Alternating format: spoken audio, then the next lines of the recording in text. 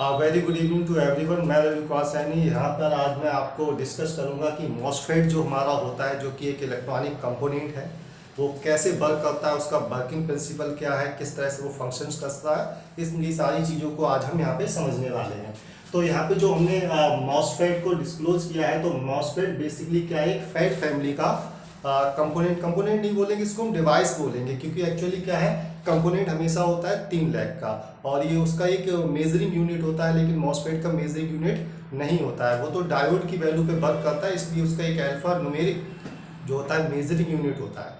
तो इसलिए मॉसफेट हमारा एक डिवाइस के तौर पर बिहेव करता है। तो यहाँ पे ये मॉसफेट जो है वो फेट फैमिली का एक डिवाइस है।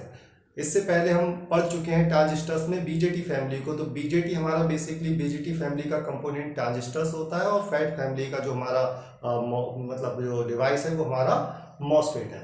तो यहाँ पे हम देखें तो मॉसफेट को हमने 2 कैटेगरीज में डिस्क्लोज किया है। तो पहली कैटेगरीज की बात करें तो एनहांसमेंट टाइप मॉसफेट और दूसरी कैटेगरीज की बात करें तो हमारा डिप्लीशन टाइप मॉसफेट होता है। इसी के बिहाफ पे मॉसफेट को फिर से हमने 2 कैटेगरी में डिवाइड किया है, जिसमें एक हमारा एन चैनल का मॉसफेट होता है और एक हमारा पी चैनल का मॉसफेट होता है। तो ये वर्क क्या करता है, इसका वर्किंग प्रिंसिपल क्या है, तो पहले हम मॉसफेट की वर्किंग प्रिंसिपल को समझ लेते हैं। मॉसफेट जो होता है एक सेमीकंडक्टर फील्ड इफेक्ट ट्रांजिस्टर होता है, यानी कि एक सेमीकंडक्टर मटेरियल से मिलकर बना होता है। और मॉसफेट की जो वर्किंग होती है उसका यूज क्या होता है कि वोल्टेज को ये स्विच कर सकता है, रेगुलेट कर सकता है और स्विचिंग पर्पस के लिए भी हम इसको सर्किट में यूज कर सकते हैं। अगर हम इसके यहाँ पे स्ट्रक्चर देखें तो मॉसफेट बेसिकली 3 लैग्स का एक डिवाइस है, जिसके 3 टर्मिनल्स होते हैं। जो इसमें दिखाया गया है कि ये जो एक मॉसफेट है वो 3 लैग का एक मॉसफेट है। तो इसका जो फर्स्ट टर्मिनल है वो इसका गेट होता है, सेकेंड टर्मिनल जो इसका है वो इसका सोर्स होता है और ये थर्ड टर्मिनल इसका जो है वो ड्रेन होता है। इसी तरह से यहाँ पे अगर हम बी स्ट्रक्चर्स में देखें तो यहाँ पे हमने एक एसएमडी टाइप मॉसफेट लिया है, जो कि 8 लैग का एक मॉसफेट है, जिसके फर्स्ट यानी कि 1 2 3 जो टर्मिनल्स होंगे वो सोर्स होगा और 4 नंबर का जो इसका टर्मिनल होगा वो गेट होगा। बाकी की जो 5 6 7 8 है वो आपस में ज्वाइन होते हैं, इसलिए वो ड्रेन होते हैं। 8 लैग का जो एसएमडी टाइप मॉसफेट है उसकी काउंटिंग हम इस जो डॉट दिख रहा है हमारे यहाँ पे, इसको हम देख करते हैं कि वहां से ही हम उसकी लेफ्ट साइड से मार्किंग को स्टार्ट करते हैं। इसी तरह से यहाँ पे आ जाते हैं, ये हमारे एक और मॉसफेट है, ये एसएमडी सीरीज का मॉसफेट है। और ये मॉसफेट क्या होता है, ये साइज में बहुत छोटा होता है। इसका भी जो फर्स्ट नंबर होता है वो गेट होता है, सेकेंड नंबर इसका सोर्स होता है, थर्ड नंबर इसका ड्रेन होता है। इसी तरह से यहाँ पे एक और मॉसफेट को यूज किया गया है, जो कि एसएमडी टाइप का मॉसफेट है। और इस मॉसफेट में क्या है कि इसका जो फर्स्ट और सेकेंड और सिक्स्थ और फिफ्थ टर्मिनल्स है ये बेसिकली ड्रेन होते हैं और इसका थर्ड नंबर गेट होता है और 4 नंबर इसका सोर्स होता है। इसी तरह से एक सॉलिड टाइप भी मॉसफेट को हमने यहाँ पे डिस्क्लोज किया है, जिसमें क्या है, इसका फर्स्ट नंबर इसका गेट होगा, सेकेंड नंबर इसका ड्रेन होगा और थर्ड नंबर इसका सोर्स होगा।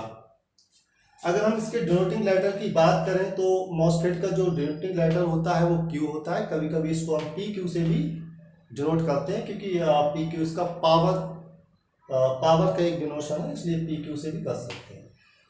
जैसा कि बताया कि मॉसफेट क्या है कि हमारा एक डिवाइस है और डिवाइस का क्या होता है, मेजरिंग यूनिट होता नहीं है। और मॉसफेट का जो अंदर का स्ट्रक्चर होता है वो एक डायोड के बिहाफ पे होता है। तो डायोड की जो न्यूमेरिकल वैल्यू होती है उसको देखें तो ये जो हमारा मेजरिंग यूनिट इसकी अल्फा न्यूमेरिकल हो जाती है, क्योंकि अल्फाबेट प्लस न्यूमेरिक दोनों को मिला के एक अल्फा न्यूमेरिक यूनिट बन जाती है। तो ये हमारा मॉसफेट है। और इस वीडियो के बाद में हम एक ऐसी वीडियो भी बनाएंगे इसके बाद में, जिसमें हम आपको बाई प्रैक्टिकली मॉसफेट पे वोल्टेज को अप्लाई करके देखेंगे कि उसके गेट को कंट्रोल करके कि वो स्विच कैसे करता है, रेगुलेट कैसे करता है और स्विचिंग कैसे करते हैं। सारी चीज़ों को हम बाई प्रैक्टिकली नेक्स्ट वीडियो में देखेंगे। और इस वीडियो पे आप बने रहेंगे तो आपको इस वीडियो में सारी इन्फॉर्मेशन आपको मॉसफेट को लेके कंप्लीट हो जाएगी, आपको किसी दूसरी वीडियो को देखने की जरूरत नहीं होगी। यहाँ पे जो हमारा मॉसफेट है उसको हमने टाइप्स ऑफ मॉसफेट के अकॉर्डिंग 2 कैटेगरी में बांटा है। अगर इसको देखें तो इसकी 2 कैटेगरी बेसिकली डिप्लीशन टाइप और एनहांसमेंट टाइप होती है। लेकिन यहाँ पे जो हमने मॉसफेट को कैटेगरीज दी है उसी के अकॉर्डिंग, तो एक मॉसफेट हमारा जो हमने दिया है वो एन चैनल का मॉसफेट होगा और दूसरा जो हमारा होगा वो पी चैनल का मॉसफेट होगा। यानी कि अकॉर्डिंग टू कैटेगरी मॉसफेट आपको 2 ही तरह के मिलने वाले हैं, एक एन चैनल का मिलेगा या फिर पी चैनल का मिलेगा। अगर हम इसके सर्किट सिंबल की बात करें तो मॉसफेट को हम पहचानेंगे कैसे कि ये हमारा एन चैनल का है या हमारा ये पी चैनल का है। तो सर्किट सिंबल को अगर हम देखते हैं तो हमें एक चीज इसमें डिफाइन होती है। जिस तरह से हमने इसकी स्ट्रक्चर्स में देखा था कि उसके 3 टर्मिनल्स थे, गेट, सोर्स और ड्रेन। सेम हमारा जो सर्किट सिंबल होगा उसमें भी हमारे टर्मिनल्स होंगे, लेकिन कई बार क्या होता है कि हम टर्मिनल्स के बिहाफ पे नहीं पहचान पाते हैं कि जो मॉसफेट हमारा एन चैनल है या फिर पी चैनल है। तो इसके लिए मैं आपको एक बहुत छोटी सी चीज बताता हूं। यहाँ पे आपको सर्किट सिंबल में एक एरो दे रखा होगा। सर्किट सिंबल में जो एरो होगा और उसका डायरेक्शन डायोड के अपोजिट है, यानी कि गेट के तरफ है। तो आप समझ जाना कि वो आपका जो मॉसफेट लगा हुआ है वो क्या है, आपका एन चैनल का मॉसफेट है। और अगर आपको इससे भी समझने में कुछ प्रॉब्लम्स होती है, आप नहीं पता कर पाते कि एन चैनल का है, तो आप सीधे आ जाइएगा, मॉसफेट के नंबर्स को देखना है आपको। मॉसफेट के 2 नंबर्स होते हैं। हमारा जो पीसीबी बोर्ड होता है, लैपटॉप का बोर्ड है या फिर किसी और चीज का बोर्ड है, तो वहां पे 2 नंबर लिखे हुए होते हैं मॉसफेट के पास में। एक जो नंबर हमारा होता है वो होता है उसका लोकेशन नंबर। लोकेशन नंबर में आपको उसका डिनोटिंग लेटर लिखा होगा, जैसे PQ लिखा है 48, तो ये क्या है, इसका लोकेशन नंबर है। इसको हमें नहीं समझ सकते कि ये क्या हमारा पी चैनल है या एन चैनल है, ये हमें नहीं बताएगा। हमें कौन सा नंबर देखना है, जो इसके नीचे लिखा होगा एक और नंबर, या इसके बराबर में होगा या नीचे होगा, A0N7410। इस नंबर में आप ये देखें, इसकी जो लास्ट की डिजिट है वो कैसी है, यहाँ पे इवन होनी चाहिए, या तो 0 हो या फिर इवन नंबर, यानी कि कोई भी आपकी सम संख्या होनी चाहिए, 2, 4, 6, 8 समथिंग कुछ भी हो। लास्ट डिजिट अगर आपकी इवन है तो आपका वो मॉसफेट क्या होगा, आपका एन चैनल का मॉसफेट होगा। इसी तरह से अगर पी चैनल के मॉसफेट को हमें पता करना है कि वो आपके सर्किट में लगा हुआ मॉसफेट पी चैनल का ही है, तो उसमें भी आपको क्या देखना है, सबसे पहले आपको डायोड जो मॉसफेट का लगा दिखेगा आपको सर्किट सिंबल में, उसके पास में जो आपको एक एरो दिखेगा, अगर एरो का डायरेक्शन गेट के अपोजिट है और डायोड की तरफ है, तो वो आपका मॉसफेट क्या हो जाएगा, फिर आपका वो मॉसफेट हो जाएगा पी चैनल का मॉसफेट हो जाएगा। और अगर आप इसका नंबर देखें, मैंने बता दिया कि ये क्या होता है, एक लोकेशन नंबर होता है, एक डायोड का नंबर होता है। तो डायोड के नंबर में यहाँ पे लिखा हुआ है FDMC 4435BZ। तो जो यहाँ पे लास्ट में जो डिजिट आ रही है 5 आ रही है ना, तो 5 डिजिट कैसा हमारा एक ऑड नंबर है। कैसा नंबर है, ये ऑड नंबर है, यानी कि एक विषम संख्या है। तो अगर विषम संख्या आ जाती है तो आप समझ जाना कि वो मॉसफेट हमारा कैसा है, पी चैनल का मॉसफेट है, और ये इसका क्लियरेंस देने के लिए काफी होता है। बाकी डायोड की पोजीशन के बिहाफ पे आप चेक कर सकते हो, क्योंकि आपको डायोड की टेस्टिंग बताई गई है। और डायोड की टेस्टिंग में क्या होता है कि हम क्या करते हैं, अपने जब मल्टीमीटर को डायोड मोड पे रखते हैं, और डायोड की टेस्टिंग में हम एक टर्मिनल पे हम क्या रखते हैं, रेड प्रोब को रखते हैं, दूसरे टर्मिनल पे ब्लैक प्रोब को रखते हैं। तो वहां पे क्या होता है कि डायोड की पोजीशन के अकॉर्डिंग, क्योंकि डायोड क्या करता है, एक ही डायरेक्शन में करंट को पास करता है, तो उसके बिहाफ पे हमें डायोड की वैल्यू मिल जाती है। अगर रेड प्रोब को रखते हैं सोर्स पे और ड्रेन पे रखते हैं ब्लैक प्रोब, और हमें अगर डायोड की वैल्यू मिलती है तो हम कह देते हैं वो हमारा एन चैनल का है। अगर सोर्स पे अगर रेड प्रोब रखते हैं और ड्रेन पे ब्लैक प्रोब रखते हैं और वैल्यू हमें कोई शो नहीं होती, तो हम समझ जाते हैं वो हमारा एन चैनल का मॉसफेट नहीं है ना। तो इसी तरह से पी चैनल की टेस्टिंग में अपोजिट करना होता है। अगर हम रेड प्रोब को अगर यहाँ रखेंगे ड्रेन पे और सोर्स पे रखेंगे ब्लैक प्रोब, तो हमें कोई वैल्यू नहीं मिलेगी। क्यों नहीं मिलेगी, क्योंकि डायोड की पोजीशन क्या है, अपोजिट है। क्योंकि डायोड के जो एनोड टर्मिनल्स है उस पे आपको रेड प्रोब ही रखना है, और जो इसका कैथोड है उस पे आपको क्या रखना है, ब्लैक प्रोब रखना है, तभी आपको कहीं जाके डायोड की वैल्यू मिलती है। उसी के भी यहाँ पे आप पता लगा सकते हो कि हमारा पी चैनल का मॉसफेट है या फिर ये एन चैनल का मॉसफेट है। तो एक तो तरीका होता है कि अगर आप मल्टीमीटर से डायोड मोड पे आप इसके डायोड की पोजीशन को क्लियरेंस दे दें तो भी आपको पता चल जाएगा, या फिर मैंने आपको एक एरो बताया है, सर्किट सिंबल में होता है, आउटसाइड जा रहा है अगर डायोड से तो गेट की तरफ है तो आप समझ जा रहे हैं एन चैनल, और इधर अगर आपका डायोड की तरफ है तो आप समझ जाना कि वो क्या आपका पी चैनल है। अब हम बात करते हैं कि जो हमारा जो एन चैनल का मॉसफेट है तो उसका इनपुट टर्मिनल्स कौन सा होगा, यानी हम वोल्टेज उस पर अप्लाई किस पे करेंगे, कि इनपुट का मतलब होता है कि हम वोल्टेज को कौन से टर्मिनल पे देंगे। तो एन चैनल के मॉसफेट में जो भी आपको इनपुट वोल्टेज देना होता है वो आप उसके ड्रेन टर्मिनल्स पे देते हैं। किस पे देते हैं, ड्रेन टर्मिनल्स पे देते हैं। और कंट्रोलिंग की बात करें तो इसका जो गेट टर्मिनल है वो वोल्टेज को कंट्रोल करता है। किसका करता है, वोल्टेज को कंट्रोल करता है। कि अगर आपको आउटपुट पे जितना भी वोल्टेज चाहिए होगा वो कंट्रोल कौन करेगा, इसका गेट करेगा। कि गेट पे आप जितना वोल्टेज अप्लाई करोगे उसी के अकॉर्डिंग कह सकते हैं कि जितना गेट खुलेगा उतना वोल्टेज वो आउट करेगा। तो आउटपुट आपको किस पे मिलेगा, सोर्स पे मिलेगा। है ना। इनपुट आप देंगे ड्रेन पे, कंट्रोल करेगा आपका गेट और आउटपुट मिलेगा आपको सोर्स पे। सेम इसी पैटर्न पे हम यहाँ भी देखते हैं कि ये हमारा क्या है, ये हमारा पी चैनल का मॉसफेट है। तो पी चैनल का मॉसफेट में जो हम इनपुट वोल्टेज देते हैं वो किस पे देते हैं, इसके सोर्स पे देते हैं। कंट्रोल हमारा गेट करता है, आउटपुट हमें किस पे मिलता है, ड्रेन पे मिलता है। कंट्रोलिंग का मैं एक बार फिर बता देता हूँ, कंट्रोलिंग जितना गेट आप ओपन करेंगे, ओपन का मतलब है आप गेट में जो भी वोल्टेज डालेंगे उससे 3 वोल्ट कम आपको मिल रहा है। कितना मिल रहा है, 3 वोल्ट आपको कम मिल रहा है। आप अगर यहाँ पे देखें कि आपने इसके ड्रेन को कितना दे दिया, इसके ड्रेन पे आपने इनपुट डाल दिया 15 वोल्ट, गेट को आपने दे दिया 12 वोल्ट, तो आपको कितना मिलेगा, 3 वोल्ट कम कर लो, आउटपुट पे क्या मिल जाएगा, 3 वोल्ट कम कर लो, आपको कितना मिल जाएगा, 12 वोल्ट मिल जाएगा। सेम इसमें भी यही होता है कि अगर आपने इसके सोर्स पे इनपुट दिया आपने 16 वोल्ट, आपको चाहिए था कितना, 13 वोल्ट, कितना चाहिए था, 13 वोल्ट, 16 वोल्ट आपने दिया है, तो इसके गेट पे आप क्या करेंगे, तो इसका पैटर्न थोड़ा सा अलग हो जाता है ना। क्योंकि अभी हम आगे वाले क्लास में यही पढ़ने वाले हैं, क्योंकि अगर हम इस जो एन चैनल के मॉसफेट है उसका वर्किंग प्रोसेस क्या है और पी चैनल का वर्किंग प्रोसेस क्या है, इसको हम बिल्कुल करके देखेंगे, कितना वोल्टेज अप्लाई करने पे कितना वोल्टेज हमें आउटपुट मिलता है। तो यहाँ पे हम देखते हैं कि किस तरह से हमारा जो मॉसफेट है वो एज ए स्विच वर्क करता है। तो मॉसफेट को हम कैसे स्विच के तौर पे वर्क करा सकते हैं, तो पहले हमें समझना होगा कि स्विच का मतलब क्या होता है। तो स्विच का मतलब ये होता है कि अगर मॉसफेट को हमने इनपुट दिया 19 वोल्ट, सपोज हमने 19 वोल्ट दिया और आउटपुट से हमें 19 वोल्ट ही मिल रहा है, तो इसका मतलब है मॉसफेट हमारा क्या करता है, हमारे वोल्टेज को स्विच करा रहा है, यानी कि पूरे के पूरे वोल्टेज को जो उसको इनपुट मिला उसको उसने क्या किया, आउटपुट पे दे दिया। अगर हम बात करें कि अगर पूरा वोल्टेज हमारा मॉसफेट आउट नहीं करता है, अगर हमने उसको 19 इनपुट दिया है, अगर वो हमारा कम करके देता है, तो इस प्रोसेस को हम कहते हैं रेगुलेट करना। तो रेगुलेट कराने के लिए हम कंट्रोल करते हैं उसके गेट से, जिस तरह से स्विच कराने के लिए वोल्टेज को हम गेट को कंट्रोल करते हैं, उसी तरह से रेगुलेट कराने के लिए भी हम गेट को ही कंट्रोल करते हैं। लेकिन अभी हम यहाँ पे पढ़ने वाले हैं कि एज ए स्विच वर्क कैसे करता है। तो यहाँ पे हमने 2 मॉसफेट लिए हैं, एक मॉसफेट हमने एन चैनल का मॉसफेट लिया है और एक मॉसफेट हमने यहाँ पे पी चैनल का मॉसफेट लिया है।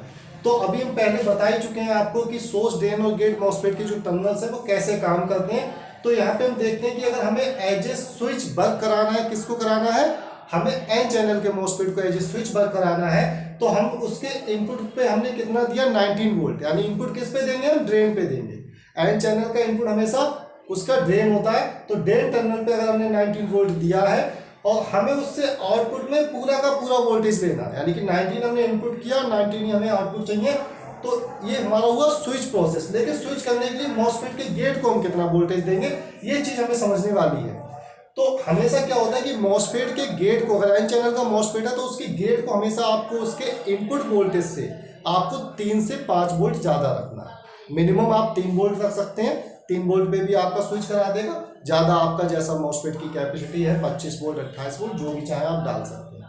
तो यहाँ पे हमने क्या किया कि मॉसफेट के ड्रेन को मैंने 19 वोल्ट दिया, मुझे 19 वोल्ट आउटपुट में पूरा चाहिए था, स्विच कराना था पूरा वोल्टेज, तो कंट्रोल जो कि हमारा गेट टर्मिनल है उस पर हमें कितना देना होगा, 3 वोल्ट ज्यादा जोड़ लो, 19 में 3 प्लस कर लो, कितना हो जाएगा 22 वोल्ट, यानी 22 वोल्ट आपको दे दो, और ज्यादा भी दे सकते हो 25 भी दे सकते हो, मगर 22 से आप कम नहीं दोगे, आपने कम दिया, आपको यहाँ पे आउटपुट में डिफरेंस देखने को मिलेगा। तो ये हमारा स्विचिंग प्रोसेस होता है। दूसरा देखें कि अगर हमने इसके इनपुट को 19 वोल्ट दिया और गेट को भी 19 वोल्ट दे दिया, तो उस कंडीशन में क्या होगा कि आउटपुट हमारा कितना आएगा, 16 वोल्ट आएगा, क्योंकि जो आपने गेट पे वोल्टेज दिया है उसका 3 वोल्टेज कम आप आउटपुट पे जोड़ दो। ठीक है, तो ये हमारा क्या होता है, एन चैनल का MOSFET as a switch work करता है। तो स्विच का मतलब आप समझ गए हैं कि स्विच का मतलब होता है जितना वोल्टेज आया उतना वोल्टेज उसका आउटपुट हो गया। ठीक है, दूसरी चीज हम यहाँ पे देखें तो ये हमारा पी चैनल का मॉसफेट है। पी चैनल के मॉसफेट की वर्किंग बिल्कुल डिफरेंट होती है। अगर इसमें वोल्टेज हमें स्विच कराना है तो हमें पहले ये देखना होगा कि हम इनपुट किस पे करते हैं। तो पी चैनल के मॉसफेट में हम इनपुट देते हैं उसके सोर्स को, कंट्रोल हमारा गेट ही करेगा, चाहे एन चैनल हो चाहे पी चैनल हो। आउटपुट हमें किस पे मिलेगा, उसके ड्रेन टर्मिनल पे मिलेगा। कैसे मिलेगा, मान लेते हैं कि हमने इस पे क्या किया कि सोर्स को 19 वोल्ट दे दिया, ठीक है, और गेट को हमें कितना देना पड़ेगा, तो एन चैनल का मॉसफेट जैसे मैंने आपको बताया उस पर क्या करना था, आपको उसके इनपुट वोल्टेज से 3 वोल्ट क्या करना था, ज्यादा देना था। यहाँ पे हमें क्या करना, उसका या तो हाफ रखो पी चैनल में क्या रखना है आपको, इनपुट वोल्टेज से या तो हाफ रखो या हाफ से कम रखो। तो यहाँ पे अगर मुझे वोल्टेज स्विच कराना है 19 वोल्ट पूरा का पूरा मुझे इसके आउटपुट यानी कि ड्रेन पे चाहिए, तो हमें 19 का हाफ कर लो, कितना हो गया 19 का हाफ कितना हो गया 9.5 हो गया। तो आप 9.5 भी दे सकते हो, यहाँ पे हो गया ना। तो 9.5 दे दो या फिर 9.5 से कम दे दो, यानी नेगेटिव वोल्टेज का मतलब आप 0 तक कुछ भी डाल सकते हो उस पर, तो ये स्विच करा देता है हमारा वोल्टेज को। तो इसको कंडक्ट करने के लिए इसको गेट पे हाफ या हाफ से कम चाहिए, तभी इसका गेट ट्रिगर करेगा और आपको स्विच होकर पूरा का पूरा वोल्टेज मिलेगा। कई बार ऐसा भी होता है कि आपने इनपुट पे तो यानी कि वो सोर्स पे तो आपने 19 वोल्ट दे दिया और गेट को भी आपने 19 वोल्ट दे दिया, उस कंडीशन में आपको कोई वोल्ट पी चैनल पे नहीं मिलेगा। क्यों नहीं मिलेगा, क्योंकि ये कंडक्ट ही नहीं करेगा, क्योंकि इसको हाफ वोल्ट से ये ज़्यादा वोल्टेज हो जाएगा। जो आपके ड्रेन पे था वो जो आपके सोर्स पे था वो ये आपने किस पे दे दिया, गेट पे दे दिया, उसमें ये क्या रहेगा हमारा मॉसफेट ऑफ रहेगा, यानी कि ट्रिगर नहीं करेगा इसका गेट। ठीक है, तो यहाँ पे आपको 0 वोल्ट मिलेगा, स्विच कराने के लिए आपको हाफ वोल्ट या हाफ से कुछ कम वोल्ट चाहिए होते हैं। बट एन चैनल में क्या होता है, आप 3 वोल्ट उसके गेट को ज़्यादा दे दो, आपको पूरा का पूरा वोल्टेज स्विच मिल जाएगा। ठीक, तो यहाँ पे हम देखते हैं कि किस तरह से हमारा जो मॉसफेट है वो एज ए स्विच वर्क करता है। तो मॉसफेट को हम कैसे स्विच के तौर पे वर्क करा सकते हैं, तो पहले हमें समझना होगा कि स्विच का मतलब क्या होता है। तो स्विच का मतलब ये होता है कि अगर मॉसफेट को हमने इनपुट दिया 19 वोल्ट, सपोज हमने 19 वोल्ट दिया और आउटपुट से हमें 19 वोल्ट ही मिल रहा है, तो इसका मतलब है मॉसफेट हमारा क्या करता है, हमारे वोल्टेज को स्विच करा रहा है, यानी कि पूरे के पूरे वोल्टेज को जो उसको इनपुट मिला उसको उसने क्या किया, आउटपुट पे दे दिया। अगर हम बात करें कि अगर पूरा वोल्टेज हमारा मॉसफेट आउट नहीं करता है, अगर हमने उसको 19 इनपुट दिया है, अगर वो हमारा कम करके देता है, तो इस प्रोसेस को हम कहते हैं रेगुलेट करना। तो रेगुलेट कराने के लिए हम कंट्रोल करते हैं उसके गेट से, जिस तरह से स्विच कराने के लिए वोल्टेज को हम गेट को कंट्रोल करते हैं, उसी तरह से रेगुलेट कराने के लिए भी हम गेट को ही कंट्रोल करते हैं। लेकिन अभी हम यहाँ पे पढ़ने वाले हैं कि एज ए स्विच वर्क कैसे करता है। तो यहाँ पे हमने 2 मॉसफेट लिए हैं, एक मॉसफेट हमने एन चैनल का मॉसफेट लिया है और एक मॉसफेट हमने यहाँ पे पी चैनल का मॉसफेट लिया है। तो अभी हम पहले बता ही चुके हैं आपको कि सोर्स, ड्रेन और गेट मॉसफेट के जो टर्मिनल्स हैं वो कैसे काम करते हैं। तो यहाँ पे हम देखते हैं कि अगर हमें एज ए स्विच वर्क कराना है, किसको कराना है, हमें एन चैनल के मॉसफेट को एज ए स्विच वर्क कराना है, तो हम उसके इनपुट पे हमने कितना दिया 19 वोल्ट, यानी इनपुट किस पे देंगे, हम ड्रेन पे देंगे। एन चैनल का इनपुट हमेशा उसका ड्रेन होता है, तो ड्रेन टर्मिनल पे अगर हमने 19 वोल्ट दिया है और हमें उससे आउटपुट में पूरा का पूरा वोल्टेज लेना है, यानी कि 19 हमने इनपुट किया, 19 ही हमें आउटपुट चाहिए, तो ये हमारा हुआ स्विच प्रोसेस। लेकिन स्विच करने के लिए मॉसफेट के गेट को हम कितना वोल्टेज देंगे, ये चीज हमें समझने वाली है। तो हमेशा क्या होता है कि मॉसफेट के गेट को, अगर एन चैनल का मॉसफेट है तो उसके गेट को हमेशा आपको उसके इनपुट वोल्टेज से आपको 3 से 5 वोल्ट ज्यादा रखना है। मिनिमम आप 3 वोल्ट रख सकते हैं, 3 वोल्ट पे भी आपका स्विच करा देगा, ज़्यादा आपका जैसा मॉसफेट की कैपेसिटी है 25 वोल्ट 28 वोल्ट जो भी चाहे आप डाल सकते हैं। तो यहाँ पे हमने क्या किया कि मॉसफेट के ड्रेन को मैंने 19 वोल्ट दिया, मुझे 19 वोल्ट आउटपुट में पूरा चाहिए था, स्विच कराना था पूरा वोल्टेज। तो कंट्रोल जो कि हमारा गेट टर्मिनल है उस पर हमें कितना देना होगा, 3 वोल्ट ज़्यादा जोड़ लो, 19 में 3 प्लस कर लो, कितना हो जाएगा 22 वोल्ट, यानी 22 वोल्ट आपको दे दो, और ज़्यादा भी दे सकते हो 25 भी दे सकते हो, मगर 22 से आप कम नहीं दोगे, आपने कम दिया, आपको यहाँ पे आउटपुट में डिफरेंस देखने को मिलेगा। तो ये हमारा स्विचिंग प्रोसेस होता है। दूसरा देखें कि अगर हमने इसके इनपुट को 19 वोल्ट दिया और गेट को भी 19 वोल्ट दे दिया, तो उस कंडीशन में क्या होगा कि आउटपुट हमारा कितना आएगा, 16 वोल्ट आएगा, क्योंकि जो आपने गेट पे वोल्टेज दिया है उसका 3 वोल्टेज कम आप आउटपुट पे जोड़ दो। ठीक है, तो ये हमारा क्या होता है, एन चैनल का MOSFET as a switch work करता है। तो स्विच का मतलब आप समझ गए हैं कि स्विच का मतलब होता है जितना वोल्टेज आया उतना वोल्टेज उसका आउटपुट हो गया। ठीक है, दूसरी चीज हम यहाँ पे देखें तो ये हमारा पी चैनल का मॉसफेट है। पी चैनल के मॉसफेट की वर्किंग बिल्कुल डिफरेंट होती है। अगर इसमें वोल्टेज हमें स्विच कराना है तो हमें पहले ये देखना होगा कि हम इनपुट किस पे करते हैं। तो पी चैनल के मॉसफेट में हम इनपुट देते हैं उसके सोर्स को, कंट्रोल हमारा गेट ही करेगा, चाहे एन चैनल हो चाहे पी चैनल हो। आउटपुट हमें किस पे मिलेगा, उसके ड्रेन टर्मिनल पे मिलेगा। कैसे मिलेगा, मान लेते हैं कि हमने इस पे क्या किया कि सोर्स को 19 वोल्ट दे दिया, ठीक है, और गेट को हमें कितना देना पड़ेगा। तो एन चैनल का मॉसफेट जैसे मैंने आपको बताया उस पर क्या करना था, आपको उसके इनपुट वोल्टेज से 3 वोल्ट क्या करना था, ज्यादा देना था। यहाँ पे हमें क्या करना है, उसका या तो हाफ रखो, पी चैनल में क्या रखना है आपको, इनपुट वोल्टेज से या तो हाफ रखो या हाफ से कम रखो। तो यहाँ पे अगर मुझे वोल्टेज स्विच कराना है 19 वोल्ट पूरा का पूरा मुझे इसके आउटपुट यानी कि ड्रेन पे चाहिए, तो हमें 19 का हाफ कर लो, कितना हो गया 19 हाफ कितना हो गया, 9.5 हो गया। तो आप 9.5 भी दे सकते हो, यहाँ पे हो गया ना। तो 9.5 दे दो या फिर 9.5 से कम दे दो, यानी नेगेटिव वोल्टेज का मतलब आप 0 तक कुछ भी डाल सकते हो उस पर, तो ये स्विच करा देता है हमारा वोल्टेज को। तो इसको कंडक्ट करने के लिए इसको गेट पे हाफ या हाफ से कम चाहिए, तभी इसका गेट ट्रिगर करेगा और आपको स्विच होकर पूरा का पूरा वोल्टेज मिलेगा। कई बार ऐसा भी होता है कि आपने इनपुट पे तो यानी कि डे वो सोर्स पे तो आपने 19 वोल्ट दे दिया और गेट को भी आपने 19 वोल्ट दे दिया, उस कंडीशन में आपको कोई वोल्ट पी चैनल पे नहीं मिलेगा। क्यों नहीं मिलेगा? क्योंकि ये कंडक्ट ही नहीं करेगा, क्योंकि इसको हाफ वोल्ट से ये ज़्यादा वोल्टेज हो जाएगा। जो आपके ड्रेन पे था, वो जो आपके सोर्स पे था, वो ये आपने किस पे दे दिया, गेट पे दे दिया, उसमें ये क्या रहेगा, हमारा मॉसफेट ऑफ रहेगा, यानी कि ट्रिगर नहीं करेगा इसका गेट। ठीक है, तो यहाँ पे आपको 0 वोल्ट मिलेगा। स्विच कराने के लिए आपको हाफ वोल्ट या हाफ से कुछ कम वोल्ट चाहिए होते हैं। बट आई चैनल में क्या होता है, आप 3 वोल्ट उसके गेट को ज़्यादा दे दो, आपको पूरा का पूरा वोल्टेज स्विच मिल जाएगा। ठीक, अब हम सीखने वाले हैं कि जो हमारा मॉसफेट है वो एज ए रेगुलेटर कैसे वर्क करता है। तो यहाँ पे हम देखेंगे कि हमने एक एन चैनल का मॉसफेट लिया है, उसमें मुझे एज ए रेगुलेटर वर्क कराना है। तो सबसे पहले हमें ये देखना होगा कि जो हमारा मॉसफेट है उसको हमने इनपुट वोल्टेज कितना दिया है, यानी उसके ड्रेन टर्मिनल्स पे हमने कितना वोल्ट इनपुट किया है, और हमको अगर आउटपुट में कितना चाहिए था, 5 वोल्ट चाहिए था। यानी कि हमें स्विच नहीं कराना है पूरा का पूरा वोल्टेज, हमें केवल क्या करना है, केवल 5 वोल्ट हमें उससे आउटपुट चाहिए, यानी कि उसको वोल्टेज हमें रेगुलेट करा के लेना है। तो जैसा कि बताया इन चैनल के मॉसफेट में हमें 3 वोल्ट उसके गेट पे ज़्यादा रखना होता है।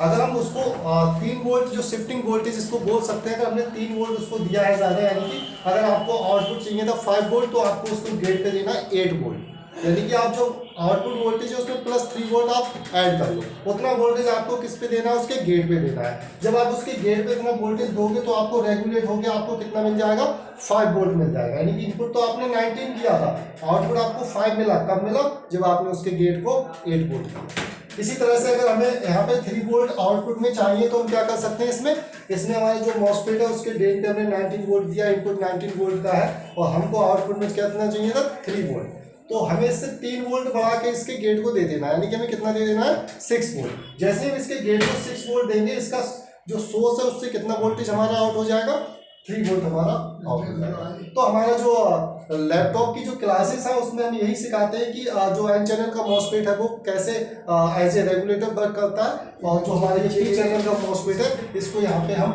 एज ए रेगुलेटर यूज नहीं कर रहे हैं, क्योंकि हमारे सर्किट में इसका एज ए रेगुलेटर यूज नहीं हुआ है, इसलिए हम इसका रेगुलेशन को नहीं पड़ेगा।